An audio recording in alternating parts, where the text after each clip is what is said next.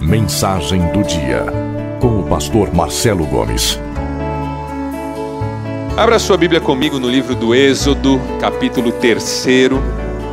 Nós vamos ler do primeiro verso ao verso 12. Êxodo, capítulo 3, primeiro verso ao verso 12. Êxodo, capítulo 3, primeiro verso ao verso 12, diz assim: Moisés pastoreava o rebanho de seu sogro Jetro, que era sacerdote de Midian. Um dia levou o rebanho para o outro lado do deserto e chegou a Horebe, o monte de Deus. Ali o anjo do Senhor lhe apareceu numa chama de fogo que saía do meio de uma sarça.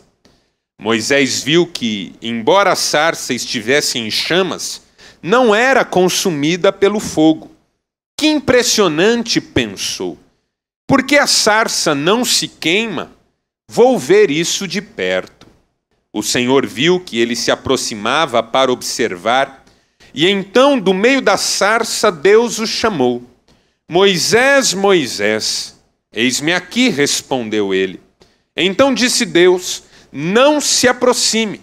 Tire as sandálias dos pés, pois o lugar em que você está é terra santa. Disse ainda: eu sou o Deus de seu pai, o Deus de Abraão, o Deus de Isaque, o Deus de Jacó. Então Moisés cobriu o rosto, pois teve medo de olhar para Deus. Disse o Senhor: de fato, tenho visto a opressão sobre o meu povo no Egito e tenho escutado o seu clamor por causa dos seus feitores, e sei quanto eles estão sofrendo. Por isso desci, para livrá-los das mãos dos egípcios e tirá-los daqui para uma terra boa e vasta, onde manam leite e mel, a terra dos cananeus, dos hititas, dos amorreus, dos ferezeus, dos heveus e dos jebuseus. Pois agora o clamor dos israelitas chegou a mim, e tenho visto como os egípcios os oprimem. Vá, pois, agora. Eu o envio ao faraó para tirar do Egito o meu povo, os israelitas. Moisés, porém, respondeu a Deus: quem sou eu para apresentar-me ao faraó e tirar os israelitas do Egito? Deus afirmou: eu estarei com você. Esta é a prova de que sou eu quem o envia. Quando você tirar o povo do Egito, vocês prestarão culto a Deus neste monte. Louvado seja o Senhor pela sua palavra. Dois conceitos que até têm um campo de intersecção. Até tratam em algum ponto de uma mesma coisa, mas que precisam ser compreendidos por nós como dois conceitos diferentes, distintos. Inclusive, sendo um capaz de atentar contra o outro. Esses dois conceitos são intimidade e familiaridade. O conceito de intimidade é um conceito próprio dos relacionamentos. Nem todos os relacionamentos são íntimos, mas só relacionamentos podem ser.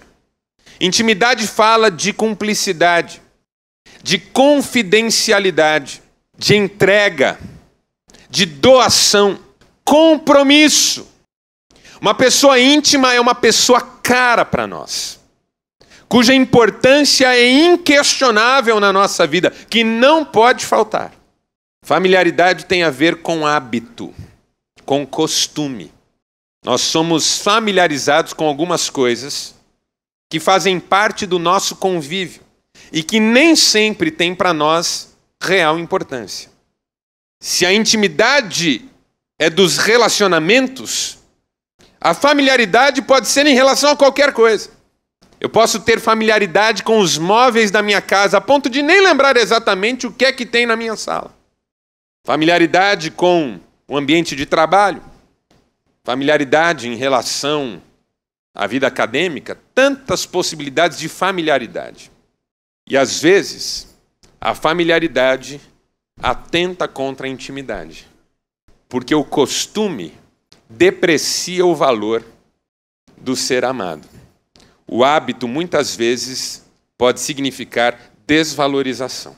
Baltasar Graciano, no livro A Arte da Prudência, escreveu que não é por acaso que familiaridade rima com vulgaridade. Aquilo que é familiar muitas vezes passa despercebido e muitas vezes é desvalorizado. Vamos imaginar um casal, por exemplo. Um casal feliz desfruta de intimidade no seu relacionamento.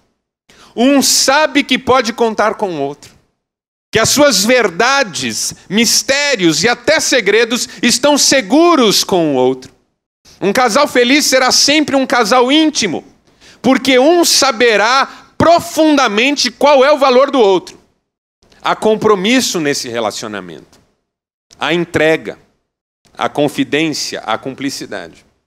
Mas um casal também pode descambar no seu relacionamento para a familiaridade. E aí o que sobra para esse casal é que ele divide as responsabilidades, divide o mesmo teto, convive na mesma casa, cuida mutuamente dos filhos, mas já não há brilho no olhar, já não há fogo no peito, já não há paixão na alma. A vida segue e ambos estão habituados um com o outro. Familiaridade. Podem até ter aprendido a conviver juntos, mas não são felizes. Falta alguma coisa. Relacionamentos especiais são feitos para a intimidade. E a familiaridade pode ser um prejuízo para eles. Por que eu estou falando sobre isso? Porque isso também se aplica à vida de fé. Eu e você podemos nos familiarizar com as coisas de Deus. Nós podemos nos familiarizar com o culto. Podemos nos familiarizar com as músicas. Podemos nos familiarizar com os rituais, com a doutrina. Podemos nos familiarizar com a oração. Podemos nos familiarizar com a leitura bíblica. Podemos nos familiarizar com tudo que envolve a fé cristã. E até perder a percepção da importância de tudo isso para nós. Sabe quando você liga o piloto automático? E vai no piloto automático? Mas Deus não nos chamou para a familiaridade. Deus nos chamou para a intimidade. Deus não chamou você para ser religioso. Deus chamou você para um relacionamento. Deus não quer que você aprenda o ritual ou cumpra o protocolo. Deus quer que você saiba que é um filho amado, uma filha amada em quem Ele tem muito prazer. Nós fomos chamados para ser íntimos. Esse é o desafio. Sede de Deus, desejo de Deus, de profundidade no relacionamento com Deus. O salmista disse: assim como a corça anseia pelas águas, a minha alma tem sede do Deus vivo. Quando me irei e me apresentarei diante dele? Outro salmista disse: a minha alma anseia por Deus, mais do que os guardas anseiam pelo romper da manhã. Sim, mais do que os guardas anseiam pelo romper da manhã. Sede de Deus, intimidade com Deus. O que tudo isso tem a ver com Moisés? Moisés é, na minha opinião, um dos mais importantes exemplos bíblicos de intimidade com Deus. De quem mais a Bíblia disse, falava com Deus face a face, como qualquer um fala com o seu amigo. Moisés tinha uma amizade com Deus, a ponto de Deus lhe falar face a face. Uns lembram de Moisés como o grande líder que foi. A tradição coloca Moisés como profeta, um profeta maravilhoso. Mas quando eu particularmente penso em Moisés, eu penso num homem íntimo de Deus, com quem Deus falava face a face, como qualquer um fala com o seu amigo. Um dos textos protagonizados por Moisés que mais me encantam, que eu considero dos mais emblemáticos, Êxodo capítulo 33. Deus estava irado com o povo, Chamou Moisés e disse: Moisés, você conduzirá o povo para a terra que prometi, mas eu não irei com vocês. Se eu for com o povo, eu vou destruí-lo. Então eu enviarei o meu anjo, e o meu anjo irá diante de vocês. Moisés, de um modo maravilhoso, respondeu assim: Senhor, não nos faça sair daqui, se a tua presença não for conosco.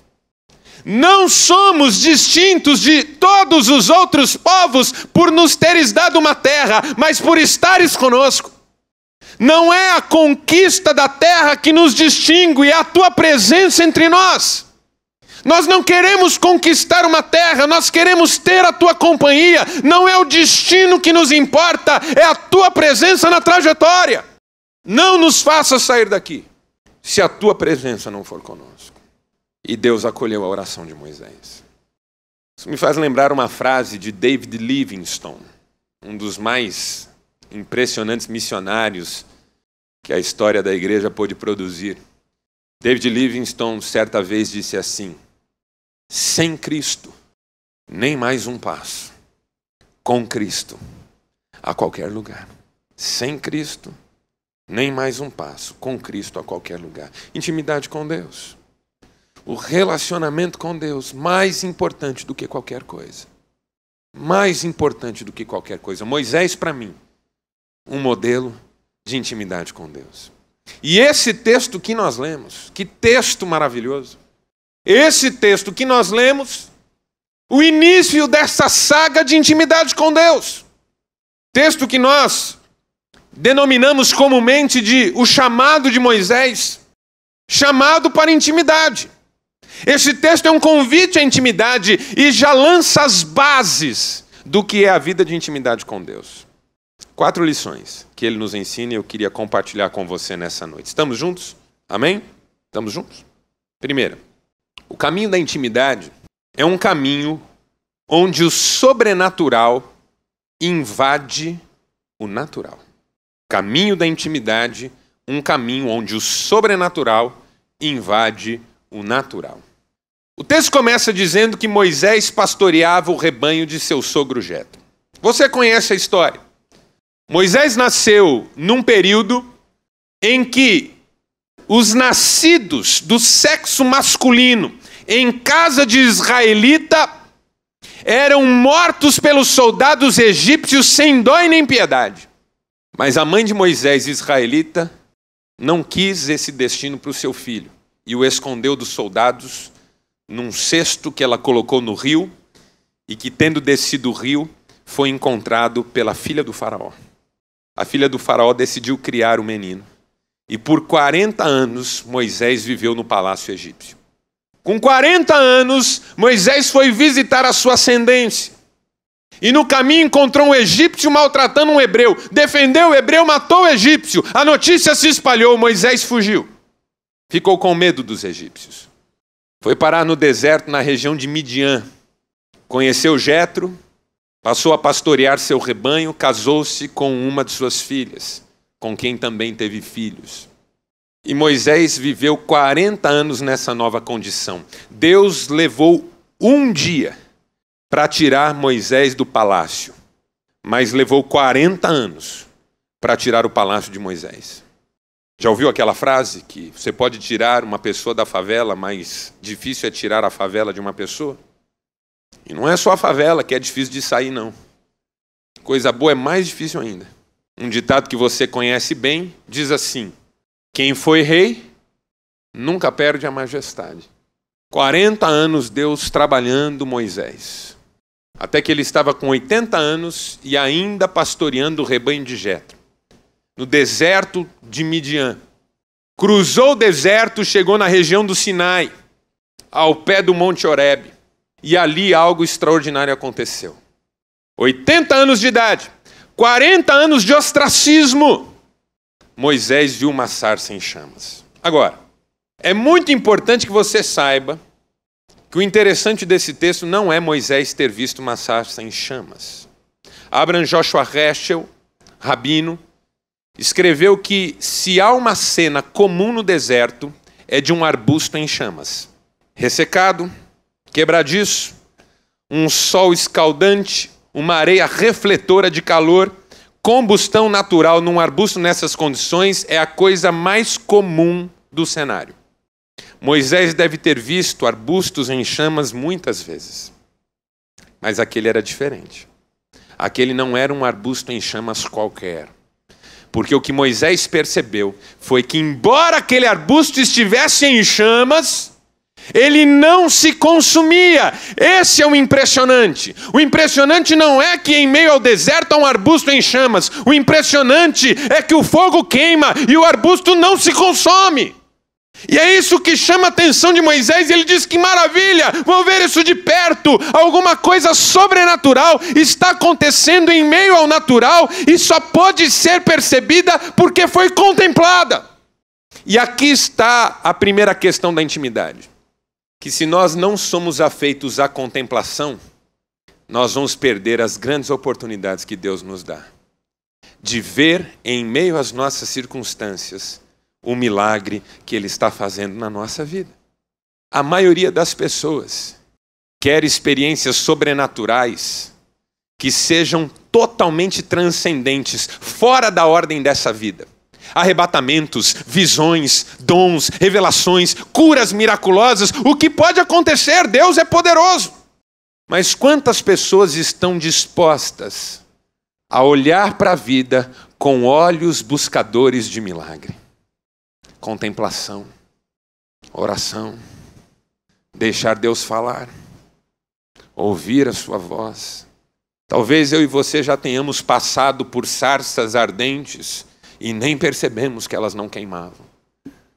Estávamos correndo demais, agitados demais, nervosos demais. Familiaridade faz isso, faz a vida corrida. Quando você chega numa casa em que você não conhece ninguém, é a primeira vez que você está lá, você entra devagar. Espera à porta até que alguém diga, por favor. Demora para se assentar até que alguém diga, por favor, sente-se. Não mexe em nada, observa tudo com cuidado. Pergunta o nome de quem você não conhece, tudo é muito cuidadoso. Mas aí você sai desse lugar, vai para a sua casa, entra correndo, a mulher diz, bom dia nada, você não sabe o dia que eu tive. Pai, vamos que pai, menino, deixa eu quieto. Estou com dor de cabeça. Papai teve um dia terrível. E a vida é acelerada, é corrida. E o tempo da oração é rápido. O Senhor me abençoa que eu tenho que ir lá naquele lugar e eu estou atrasado e vai na frente. E vai ler a Bíblia, ler numa sentada, porque tem que ler rápido, fez um propósito de ler a Bíblia inteira, mas não está entendendo nada, só que também agora não dá para entender, porque não tem pastor para explicar, então vamos em frente.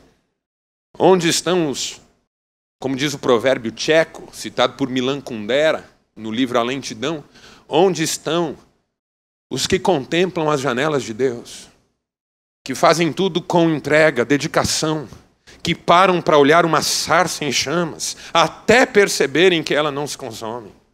Onde estão os que oram aquietados no quarto secreto da oração, esperando que Deus fale? Onde estão os que leem a Bíblia esperando que Deus fale?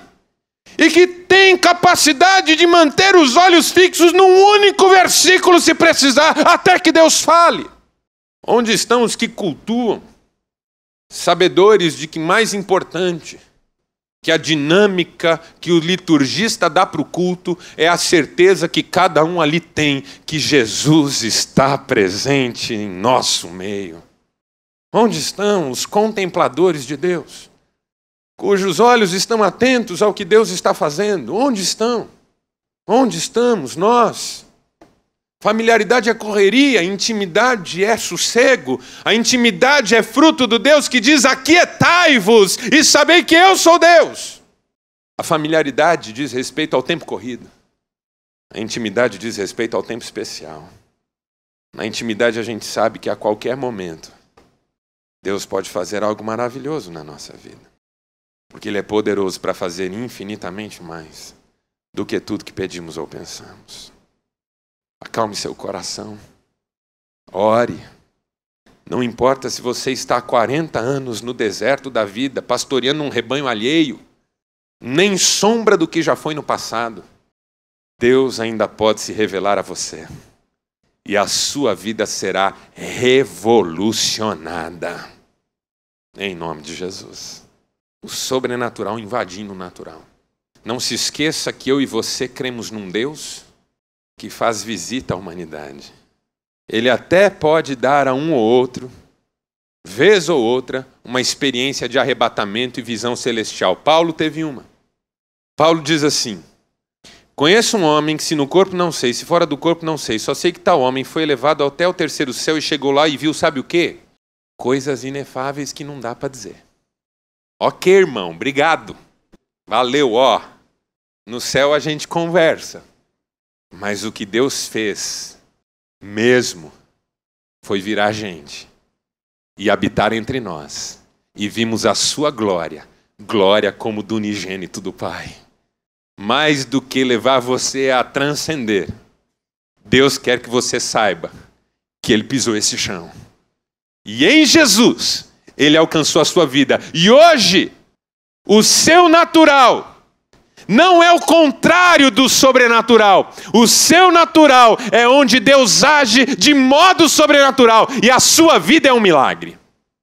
A sua vida é um milagre. Há uma frase, ela normalmente é atribuída a Albert Einstein. Eu nunca fui conferir. Eu já li essa frase em epígrafes. E várias vezes, inclusive. Diz assim: há dois modos de viver a vida. Um é achando que não existem milagres. E o outro é acreditando que tudo é um milagre. Olhos que buscam o que Deus está fazendo na nossa vida. Isso é um caminho de intimidade. Porque na familiaridade, os olhos passam correndo e a vida segue corriqueira, como se nada pudesse ser novo debaixo do céu. Segundo, o caminho da intimidade é um caminho onde a reverência supera o entusiasmo. Veja só que lição importante de intimidade. A reverência supera o entusiasmo. A pessoa que tem sede de Deus, de intimidade com Deus, ela tem muito mais sede de reverência do que de novidade. Muito mais sede de temor do que de satisfazer curiosidade religiosa. Ela tem muito mais sede de compromisso do que de uma espiritualidade sensorial das emoções. Entenderam? Veja o caso de Moisés. Moisés vê a sarça e diz: que impressionante, vou ver de perto. E quando ele faz menção que vai ver de perto, Deus diz para ele: Moisés, não se aproxime. Tire as sandálias dos seus pés, porque o lugar onde você está pisando é terra santa. Veja, é muito importante que você entenda isso. Moisés está no Monte Horebe. Muito provavelmente é o mesmo monte que nós também chamamos Sinai. Moisés está no Monte Horebe. E o Monte Horebe ficou conhecido em Israel como Monte de Deus. É o monte da sarça e é também o monte das tábuas da lei. Se tem um pedaço de chão importante na história da humanidade, é esse monte. Contudo, não há nada lá. Os judeus viveram séculos perto daquele monte e não fizeram um altar ali. E não construíram um lugar de adoração ali.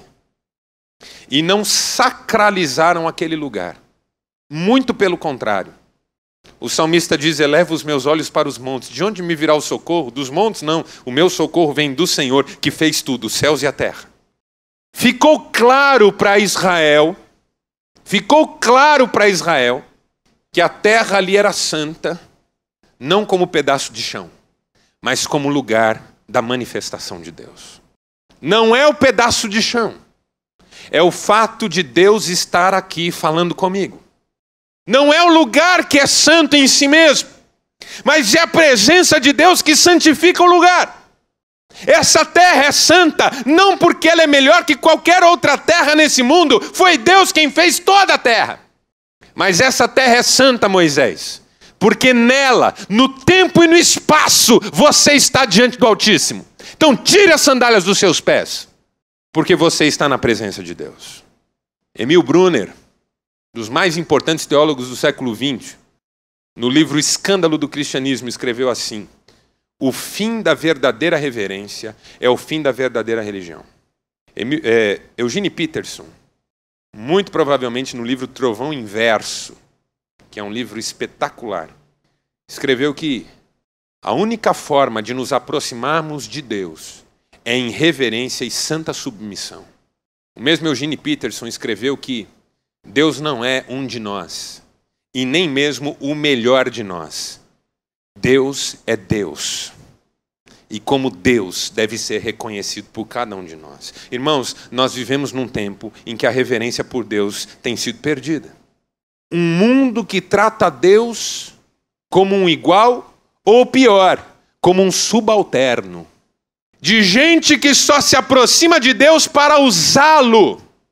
Um pastor amigo, uma vez, próximo a pregar, ajoelhou-se perto do púlpito e disse: Senhor, me abençoa, fala através de mim, tu sabes que eu te amo. E assim que ele disse, tu sabes que eu te amo, o Espírito respondeu: você não me ama, você me usa. Você sabe que precisa de mim para pregar. Você sabe que precisa de mim para viver. Mas você não me ama, você me usa. Uma geração que só lembra de Deus quando está em apuros. Que não dobra o joelho há tempos. A não ser que seja uma campanha milagrosa que vai redundar em solução de um problema. Que tem dura serviço, como diz a palavra. Que não trata Deus como Deus. Pastor saindo do templo. Menina encostada na parede, pezão na parede da igreja, mascando chiclete de boca aberta. Pastor saiu, ela diz: ô pastor, escuta aí, por que Deus não me atende? O pastor olhou para ela de cima e embaixo e falou assim: por isso. Se é por isso eu não sei, mas que no caso dela é por isso, é por isso. Ô pastor, por que Deus não me atende? Por que Deus não faz nada que eu peço? Só a pergunta mostra que nós esquecemos quem é quem nessa relação. Ô pastor, Deus está de brincadeira comigo, né? Já pedi uma, já pedi duas, já pedi três, o que Deus quer de mim ainda? Só essa pergunta já mostra que nós esquecemos quem é quem. Eu vi, há alguns anos, um programa de televisão desses que a gente chama de evangélicos. O pastor estava conduzindo uma sessão de testemunho e uma irmãzinha estava dando um testemunho de que deu carro para a igreja. Foi desafiada pela igreja a dar tudo que tinha, deu carro. E aí ela foi dar o testemunho de que estava entregando o carro para a igreja. Independentemente de a Bíblia dizer o que a sua mão direita faz, a esquerda não saiba, ela estava lá dando testemunho de que deu um carro para a igreja. A igreja aplaudiu, todos fizeram a maior festa, e o pastor fez a maior festa. Mas e como é que vai ser, irmã? A irmã tem outro carro? Não, pastor, eu não tenho outro carro. E pior, eu trabalho com carro, eu estou dando por fé mesmo. O pastor disse: não fique preocupado, nós vamos orar com a irmã. Pôs a mão assim sobre a irmã, olhou para o alto e disse: Deus, tu estás vendo o que a tua filha está fazendo. Então agora dá um carro novo para tua filha. Porque se tu não és Deus para dar um carro novo para tua filha, desce daí e deixa de ser Deus. Eu fiz esse som que você fez aí. E me afastei do aparelho de TV, porque falei: se cair um raio nele lá, eu não quero nem estar perto da TV. Mas veja, é um clima hoje, é um clima na igreja. Deus está a nosso serviço. Tem que nos atender, tem. Tanto que a gente criou uma expressão que, na minha opinião, reflete bem esse espírito. Quando a gente diz, por exemplo, que tem que aceitar Jesus. Se quer uma palavra que me traz calafrio é essa: aceitar Jesus. Como assim aceitar Jesus?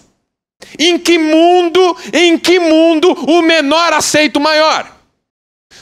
Você chega lá no Palácio do Planalto, para na frente de um dragão da Independência e diz assim: viu, avisa lá Dilma que eu aceito conversar com ela agora. O sujeito vai olhar para você assim de alto e vai falar: sai daqui agora ou eu atiro em você. Seu louco. Em que mundo o menor aceita o maior? Eu me converto a Jesus. Eu me entrego a Jesus. Eu me rendo a Jesus. Mas quem me aceita é Ele. Ele me aceita por graça. Por absoluta graça. Pelo sangue derramado. Em meu favor. Ah, pastor, mas é só linguagem. É só um jeito de falar. Não é só um jeito de falar. É fruto do momento que nós vivemos. O filósofo Wittgenstein, filósofo da linguagem, escreveu que os limites da nossa linguagem denotam os limites do nosso mundo. E ele também escreveu que palavras são apenas palavras, mas com elas nós construímos mundos. Talvez ele tenha encontrado um jeito bonito e erudito de dizer: a boca fala o que o coração está cheio. É uma igreja que não tem temor de Deus, que cria a expressão aceitar Jesus, como se Jesus mendicasse a nossa complacência com Ele, para dar-lhe um lugar arranjado no nosso coração. Irmãos, um dia todo joelho se dobrará e toda língua confessará que Ele é Senhor, para a glória de Deus Pai. Deus é Deus. O espírito bíblico é outro. O espírito bíblico é o espírito de Manoá, pai de Sansão, que chegou em casa depois da visita do anjo e disse assim: mulher, prepara-te, nós vamos morrer, porque eu inadvertidamente vi um anjo do Senhor. É o espírito de Isaías, na sala do trono, em Isaías capítulo 6, dizendo: ai de mim, que vou perecendo, sou um homem de lábios impuros, que habito no meio de um povo de impuros lábios, e os meus olhos viram o rei. É o espírito de Pedro no barco, depois da pesca maravilhosa, dizendo para Jesus de joelhos: aparta-te de mim, porque eu sou pecador. É o espírito de João em Apocalipse, que diante da visão do cordeiro e do anjo, caiu e disse: caí como morto aos seus pés. Quanto tempo faz que você não ora de joelhos? Ah, pastor, mas tem que ajoelhar? Tem que ajoelhar. Normalmente não teria, mas eu e você temos. Para lembrar a nós mesmos que nós chegamos na presença de Deus como súditos. Veja, Deus me chama de amigo, mas eu me reservo o direito de chamá-lo Senhor. Deus é meu Pai é amoroso, amado da minha alma, mas eu me apresento diante dele, cabeça curvada, e lhe chamo Senhor, porque ele é Deus. E na intimidade isso fica claro, é na familiaridade que a gente faz de qualquer jeito. Na intimidade, o respeito intensifica. Na familiaridade é que ele desaparece. É quando eu estou acostumado com Deus que ele vira qualquer coisa na minha vida. Mas quando eu sou íntimo, que privilégio, irmãos, que privilégio sermos filhos dele. Que privilégio. Olha, eu estou disposto a morrer pelo Senhor, porque é um privilégio ser filho dele. Isso é a palavra da intimidade. Terceiro, e hoje eu vou estourar um pouco o tempo, ok? Terceiro, o caminho da intimidade é um caminho onde a comunidade é mais importante do que o indivíduo. Um caminho onde a comunidade é mais importante do que o indivíduo. Versículo 7. Disse o Senhor: de fato tenho visto a opressão sobre o meu povo no Egito, escutado seu clamor, sei o quanto estão sofrendo, por isso desci para livrá-los, tirá-los daqui. O clamor dos israelitas chegou a mim, verso 9. Tenho visto como os egípcios os oprimem. Vá agora! Eu o envio ao faraó para tirar do Egito o meu povo. A intimidade é a mola propulsora da missão. Porque a intimidade é sempre uma abertura e nunca um fechamento. O fechamento não é da intimidade, mas é da insegurança. É na insegurança que você monopoliza o ser amado e tem medo de perder. Na intimidade, a segurança está em outras bases e você deseja servir. Intimidade é preenchimento do coração e da alma. E uma pessoa que tem relacionamentos de intimidade está pronta para enfrentar o mundo. Mas quando a pessoa traz carências, lacunas emocionais, então ela se fecha no seu mundinho e não está aberta a ninguém. Talvez por isso o apóstolo Paulo, escrevendo sobre o amor em 1 Coríntios 13, tenha dito o seguinte: o amor não arde em ciúmes. O amor não é controlador ou manipulador. Não engaiola, não enjaula, não encarcera, não prende, não domina. O amor é livre e libertador.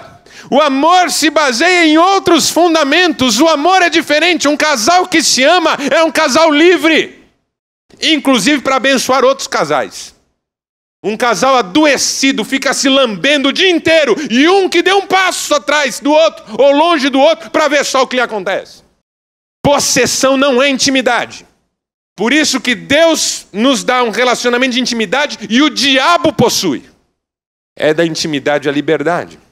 De dizer: vá, eu te envio, porque sei que você pode ser uma bênção. Pais que têm intimidade com seus filhos não os criam para resolverem as suas carências ou realizarem os seus sonhos através deles, mas os criam para que eles sejam para a glória de Deus. Moisés, você será íntimo meu. E por causa disso, você será uma bênção para as pessoas. Porque gente íntima de Deus não tem medo de se relacionar com as pessoas. Muito pelo contrário, é tão íntima de Deus que reconhece nas pessoas a imagem e semelhança de Deus. E porque Deus as ama, ama também. Quando você ama Deus em intimidade, você não tem ciúmes de Deus amar o outro. Você se alegra e quer ser mensageiro desse amor. Quanto mais melhor. Deus é Pai nosso. Jesus não ensinou você a orar, meu Pai, meu Paizinho, ai meu Deus, ai cuida de mim, me ajuda contra todo mundo. Num universo espiritual doentio, de gente que só olha para o umbigo, que só pede pelos seus problemas, que só ora pelas suas dificuldades, não. Você é íntimo de Deus, você diz, eis-me aqui, envia-me a mim. Na intimidade, a espiritualidade não é exagerada, é equilibrada. Ninguém precisa ficar jejuando o dia inteiro, ninguém precisa ficar orando o dia inteiro, ninguém precisa ficar lendo a Bíblia o dia inteiro, nem Deus quer isso. Deus quer que você faça tudo com equilíbrio, porque quando você não está lendo a Bíblia fechado no seu quarto, você está evangelizando alguém. Quando você não está orando no quarto secreto, você está aconselhando alguém. Quando você não está exercendo uma espiritualidade particular, você está sendo espiritual no mundo que Deus te colocou. E nada disso é individual. A salvação é pessoal, mas a sua expressão é comunitária. E nada, rigorosamente nada, é individual. Pai nosso que estás nos céus. Gente íntima de Deus é doida para servir a Deus e fazer a sua vontade. E para terminar, o último. Em quarto lugar, o caminho da intimidade é um caminho onde a adoração convence mais do que a solução. E eu vou explicar o que eu quero dizer com isso. Olhe atentamente comigo para o versículo 11. Veja que versículo interessante. E o 12, então, Deus amado. Que palavra. Versículo 11. Moisés, porém, respondeu a Deus: quem sou eu? Eu estou tão familiarizado comigo mesmo que eu sei que eu não dou conta disso. Me conheço de longa data. Estou há 40 anos nesse deserto, no ostracismo, e já cheguei a 80. Quem sou eu para ir ao faraó? O que é que Deus responde? Verso 12. Deus afirmou: Moisés, você é o cara. Moisés, não pense pouco de você. Moisés, pense positivo. Moisés, você tem um potencial que você nem imagina. Foi isso que Deus respondeu? É isso que está escrito aí? O que é que Deus respondeu?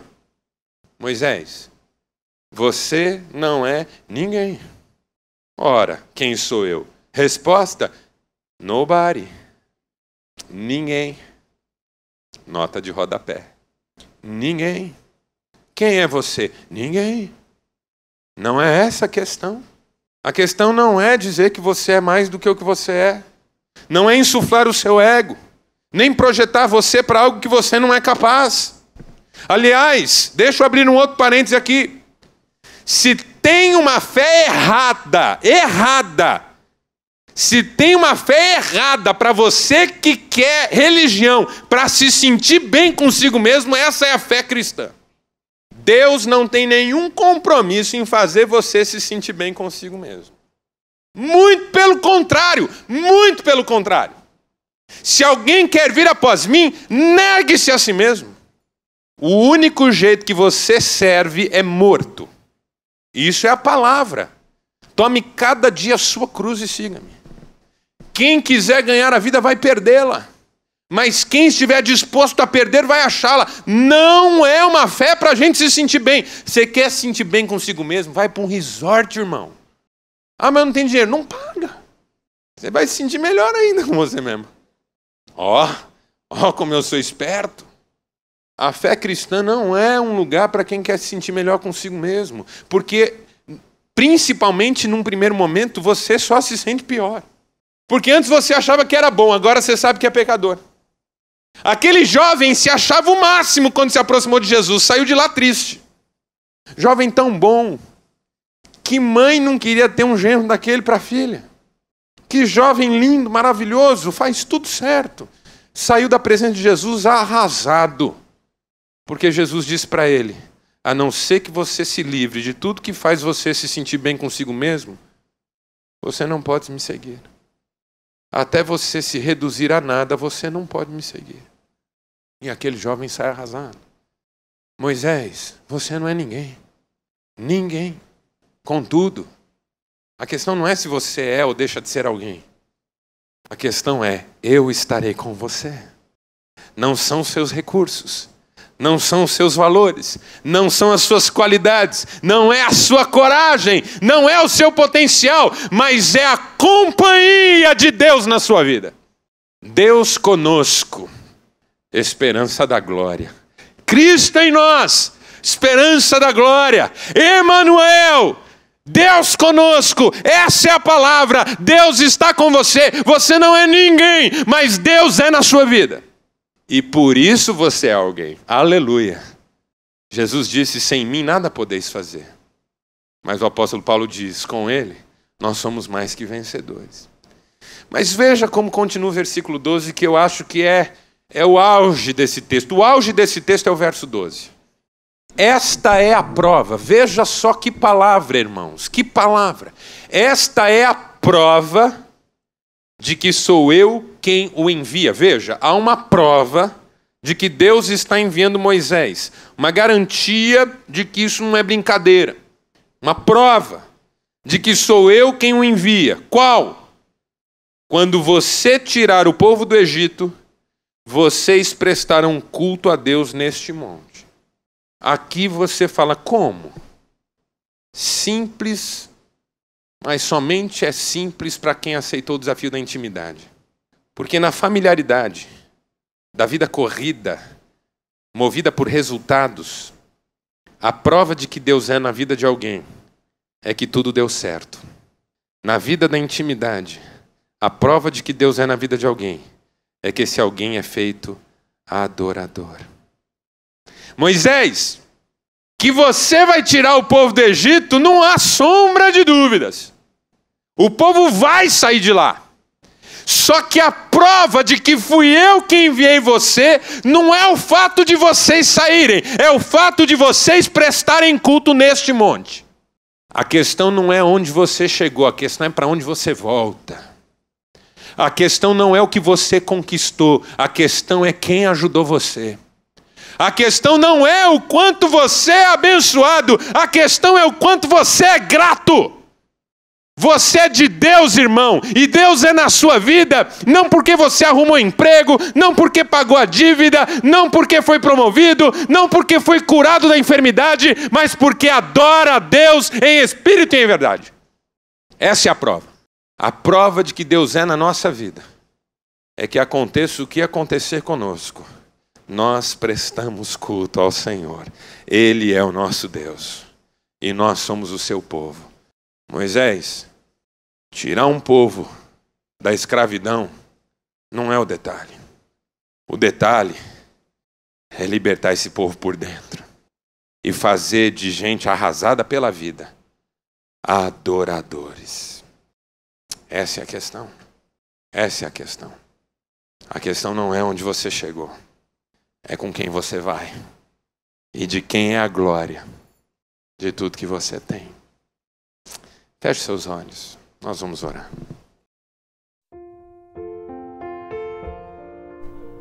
Amado Deus, louvado, bendito seja o seu santo nome, Senhor.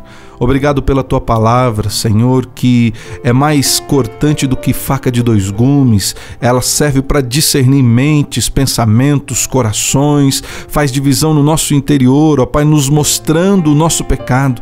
Obrigado pela luz da sua palavra, Senhor, que transforma a nossa vida, que transforma a nossa realidade, que muda o nosso ser.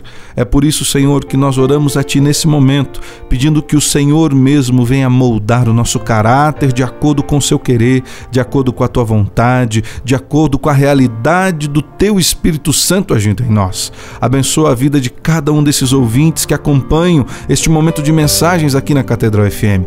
Eu lhe peço, Pai, em nome de Jesus, que o Senhor guarde o lar de cada um dos ouvintes, que o Senhor guarde a casa, o trabalho, que o Senhor guarde todos os afazeres e que em tudo a tua palavra seja aplicada em nossas vidas. Eu lhe peço, Pai, que em nome de Cristo a Bíblia seja a única regra de fé e prática de cada um dos nossos ouvintes e que nós possamos pautar o nosso coração, que nós possamos pautar as nossas atitudes pela tua palavra, de tal maneira que a cada dia o caráter de Cristo, a mente de Cristo seja formada em nós, transformando a nossa realidade. Eu lhe peço ainda, Deus, que o Senhor guarde o restante desse dia, guarde essa tarde, guarde a noite de sono e nos conduza sempre na tua paz, a paz que excede todo entendimento, a paz que vem do alto, a paz que vem do Senhor. É assim que nós oramos hoje, em nome de Cristo Jesus. Amém e amém.